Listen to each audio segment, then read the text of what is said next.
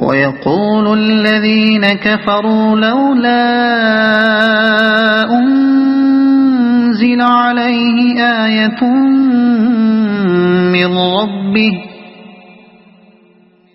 قُلْ إِنَّ اللَّهَ يُضِلُّ مَن يَشَاءُ وَيَهْدِي إِلَيْهِ مَنْ أَنَابَ۔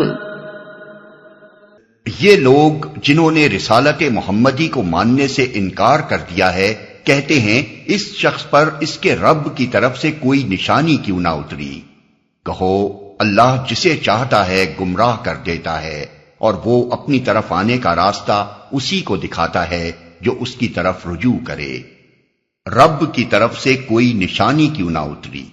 اس سے پہلے آیت 7 میں سوال کا جو جواب دیا جا چکا ہے اسے پیش نظر رکھا جائے۔ اب دوبارہ ان کے اسی اعتراض کو نقل کر کے ایک دوسرے طریقے سے اس کا جواب دیا جا رہا ہے۔ اور وہ اپنی طرف آنے کا راستہ اسی کو دکھاتا ہے جو اس کی طرف رجوع کرے، یعنی جو اللہ کی طرف خود رجوع نہیں کرتا اور اس سے روگردانی اختیار کرتا ہے اسے زبردستی راہ راست دکھانے کا طریقہ اللہ کے ہاں رائج نہیں ہے۔ وہ ایسے شخص کو انہی راستوں میں بھٹکنے کی توفیق دے دیتا ہے جن میں وہ خود بھٹکنا چاہتا ہے۔ وہی سارے اسباب جو کسی ہدایت طلب انسان کے لیے سبب ہدایت بنتے ہیں ایک ضلالت طلب انسان کے لیے سبب ضلالت بنا دیے جاتے ہیں۔ شمع روشن بھی اس کے سامنے آتی ہے تو راستہ دکھانے کے بجائے اس کی آنکھیں خیرہ ہی کرنے کا کام دیتی ہے۔ یہی مطلب ہے اللہ کے کسی شخص کو گمراہ کرنے کا۔ نشانی کے مطالبے کا یہ جواب اپنی بلاغت میں بے نظیر ہے۔ وہ کہتے تھے کہ کوئی نشانی دکھاؤ تو ہمیں تمہاری صداقت کا یقین آئے۔ جواب میں کہا گیا کہ نادانو، تمہیں راہ راست نہ ملنے کا اصل سبب نشانیوں کا فقدان نہیں ہے بلکہ تمہاری اپنی ہدایت طلبی کا فقدان ہے۔ نشانیاں تو ہر طرف بے حد و حساب پھیلی ہوئی ہیں مگر ان میں سے کوئی بھی تمہارے لیے نشان راہ نہیں بنتی کیونکہ تم خدا کے راستے پر جانے کے خواہش مند ہی نہیں ہو۔ اب اگر کوئی اور نشانی آئے تو وہ تمہارے لیے کیسے مفید ہو سکتی ہے؟ تم شکایت کرتے ہو کہ کوئی نشانی نہیں دکھائی گئی مگر جو خدا کی راہ کے طالب ہیں انہیں نشانیاں نظر آ رہی ہیں اور وہ انہیں دیکھ دیکھ کر راہ راست پا رہے ہیں۔ الذين آمنوا وتطمئن قلوبهم بذكر الله ألا بذكر الله تطمئن القلوب الذين آمنوا وعملوا الصالحات طوبى لهم وحسن مآب۔ ایسے ہی لوگ ہیں وہ جنہوں نے اس نبی کی دعوت کو مان لیا ہے اور ان کے دلوں کو اللہ کی یاد سے اطمینان نصیب ہوتا ہے۔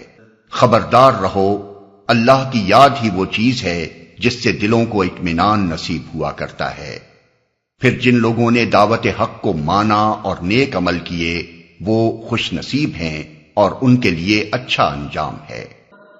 كذلك أرسلناك في أمة قد خلت من قبلها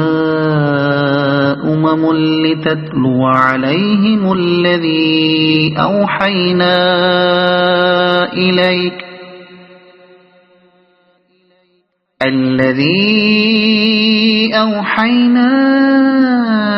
إليك وهم يكفرون بالرحمن قل هو ربي لا إله إلا هو عليه توكلت وإليه متاب۔ اے محمد، اسی شان سے ہم نے تم کو رسول بنا کر بھیجا ہے ایک ایسی قوم میں جس سے پہلے بہت سی قومیں گزر چکی ہیں تاکہ تم ان لوگوں کو وہ پیغام سناؤ جو ہم نے تم پر نازل کیا ہے، اس حال میں کہ یہ اپنے نہایت مہربان خدا کے کافر بنے ہوئے ہیں۔ ان سے کہو کہ وہی میرا رب ہے، اس کے سوا کوئی معبود نہیں، اسی پر میں نے بھروسہ کیا اور وہی میرا ملجا و ماوا ہے۔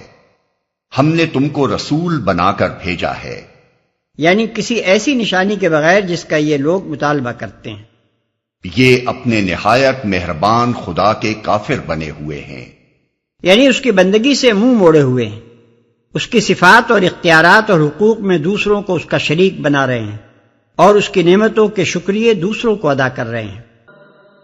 وَلَوْ أَنَّ قُرْآنًا سُيِّرَتْ بِهِ الْجِبَالُ أَوْ قُطِّعَتْ بِهِ الْأَرْضُ أَوْ كُلِّمَ بِهِ الْمَوْتَى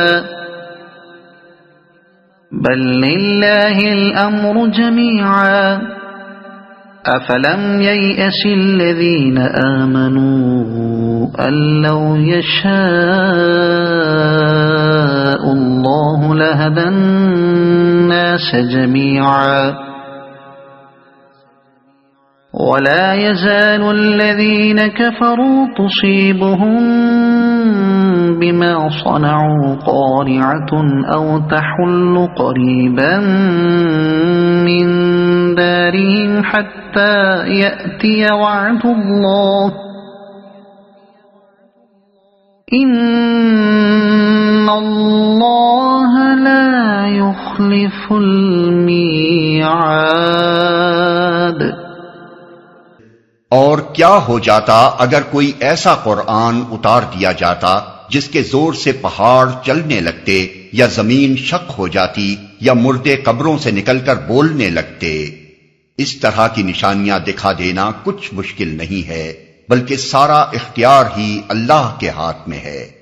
پھر کیا اہل ایمان ابھی تک کفار کی طلب کے جواب میں کسی نشانی کے ظہور کی آس لگائے بیٹھے ہیں اور وہ یہ جان کر مایوس نہیں ہو گئے کہ اگر اللہ چاہتا تو سارے انسانوں کو ہدایت دے دیتا؟ جن لوگوں نے خدا کے ساتھ کفر کا رویہ اختیار کر رکھا ہے ان پر ان کے کرتوتوں کی وجہ سے کوئی نہ کوئی آفت آتی ہی رہتی ہے یا ان کے گھر کے قریب کہیں نازل ہوتی ہے۔ یہ سلسلہ چلتا رہے گا یہاں تک کہ اللہ کا وعدہ آن پورا ہو۔ یقیناً اللہ اپنے وعدے کی خلاف ورزی نہیں کرتا۔ یا مردے قبروں سے نکل کر بولنے لگتے۔ اس آیت کو سمجھنے کے لیے یہ بات پیش نظر رہنی ضروری ہے کہ اس میں خطاب کفار سے نہیں بلکہ مسلمانوں سے ہے۔ مسلمان جب کفار کی طرف سے بار بار نشانی کا مطالبہ سنتے تھے تو ان کے دلوں میں بے چینی پیدا ہوتی تھی کہ کاش ان لوگوں کو کوئی ایسی نشانی دکھا دی جاتی جس سے یہ لوگ قائل ہو جاتے۔ پھر جب وہ محسوس کرتے تھے کہ اس طرح کی کسی نشانی کے نہ آنے کی وجہ سے کفار کو نبی صلی اللہ علیہ وسلم کی رسالت کے متعلق لوگوں کے دلوں میں شبہات پھیلانے کا موقع مل رہا ہے تو ان کی یہ بے چینی اور بھی زیادہ بڑھ جاتی تھی۔ اس پر مسلمانوں سے فرمایا جا رہا ہے کہ اگر قرآن کی کسی صورت کے ساتھ ایسی اور ایسی نشانیاں یکایک دکھا دی جاتی تو کیا واقعی تم یہ سمجھتے ہو کہ یہ لوگ ایمان لے آتے؟ کیا تمہیں ان سے یہ خوشگمانی ہے کہ یہ قبول حق کے لیے بالکل تیار بیٹھے ہیں؟ صرف ایک نشانی کے ظہور کی کسر ہے۔ جن لوگوں کو قرآن کی تعلیم میں، کائنات کے آثار میں، نبی کی پاکیزہ زندگی میں، صحابہ کرام کے انقلاب حیات میں نور حق نظر نہ آیا، کیا تم سمجھتے ہو کہ وہ پہاڑوں کے چلنے اور زمین کے پھٹنے اور مردوں کے قبروں سے نکل آنے میں کوئی روشنی پالیں گے؟ سارا اختیار ہی اللہ کے ہاتھ میں ہے۔ یعنی نشانیوں کے نہ دکھانے کی اصل وجہ یہ نہیں ہے کہ اللہ تعالیٰ ان کے دکھانے پر قادر نہیں ہے، بلکہ اصل وجہ یہ ہے کہ ان طریقوں سے کام لینا اللہ کی مصلحت کے خلاف ہے۔ اس لیے کہ اصل مقصود تو ہدایت ہے، نہ کہ ایک نبی کی نبوت کو منوا لینا، اور ہدایت اس کے بغیر ممکن نہیں کہ لوگوں کی فکر و بصیرت کی اصلاح ہو۔ سارے انسانوں کو ہدایت دے دیتا، یعنی اگر سمجھ بوجھ کے بغیر محض ایک غیر شعوری ایمان مطلوب ہوتا تو اس کے لیے نشانیاں دکھانے کے تکلف کی کیا حاجت تھی؟ یہ کام تو اس طرح بھی ہو سکتا تھا کہ اللہ سارے انسانوں کو مومن ہی پیدا کر دیتا۔